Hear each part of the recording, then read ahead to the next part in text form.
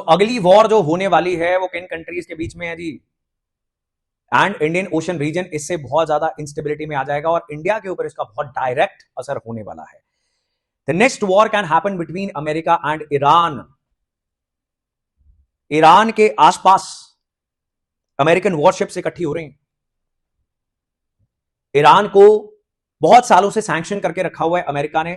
Islamic revolution हुआ था और जब ईरान के अभी रिसेंट प्रोटेस्ट हुए, बिकॉज ईरान के लोग भी उस इस्लामिक डिक्टेटोरियल सरकार से खुश नहीं है, उनकी इकोनॉमिक हालत बहुत खराब हो चुकी है, वहां पर बेसिक एसेंशियल चीजें उनको नहीं मिल पा रही। So if you look at the map of Iran और पूरा एशिया का मैप देखते हो तो इंडियन ओशन जो है इसमें एंगेज हो जाएगा। फिर अमेरिका के बहुत सारे बेसेस जो हैं, मिलिट्री बेसेस जो हैं, नेवल बेसेस या otherwise bases, they are in many Arab countries. Arab countries जो सुन्नी मुस्लिम कंट्रीज हैं, they are also not very happy with Iran because Iran is a Shia majority country, it is a Shia Muslim country. फिर Israel और Iran ये तो एक दूसरे को मार ही देना चाहते हैं कि खत्म ही कैसे करना है एक दूसरे को, तो इतनी नफरत करते हैं एक दूसरे के साथ। अब ईरान कह रहा है कि अमेरिका आ रहा है हमारी तरफ, हम तो मैक्सिमम रेजिस्टेंस दिखाएंगे, अमेरिका के मैक्सिमम प्रेशर का जवाब देंगे मैक्सिमम रेजिस्टेंस के साथ। लेकिन क्या ईरान इतनी बुरी इकोनॉमिक हालत के साथ रेजिस्ट कर पाएगा? That is a question mark.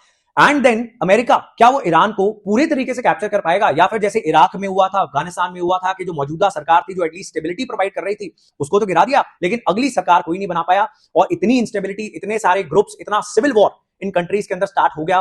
वहां से बहुत सारे टेररिस्ट ऑर्गेनाइजेशंस निकले, इन टेररिस्ट ऑर्गेनाइजेशंस ने पूरी दुनिया के अंदर अटैक्स किए, पूरी दुनिया के अंदर हमले हुए। ठीक बात है जी। सो अभी अगर ये लड़ाई होगी तो बहुत सारे इंडियन ओशन के बेसेस यूज होंगे। Then there is a island Diego Garcia जो यूके के हाथ में था। यूके ने अभी अनाउंस किया कि ये हम मॉरिशस को दे देंगे वापस। अभी तक हमने इसका कब्जा रखा हुआ था अपने पास, एटलस खोल के मैप में जरूर देखना। लेकिन अब अमेरिका ने और डोनाल्ड ट्रंप ने ट्वीट करके, जो उसका ट्रुथ सोशल वो यूज करता है सोशल मीडिया, वहां पे उसने लिख दिया, कह रहा कि अभी मत देना, अगर ईरान को ठोकना हुआ तो मेरे को डिएगो गार्सिया की जरूरत पड़ेगी, तो अभी रुक जाओ, आई नीड दैट। अब डिएगो गार्सिया की लोकेशन देखोगे, अमेरिका के डिफरेंट नेवल बेसिस गूगल करोगे, आपको पता चलेगा कि इंडिया जो है इस सारी इंस्टेबिलिटी में फंस सकता है।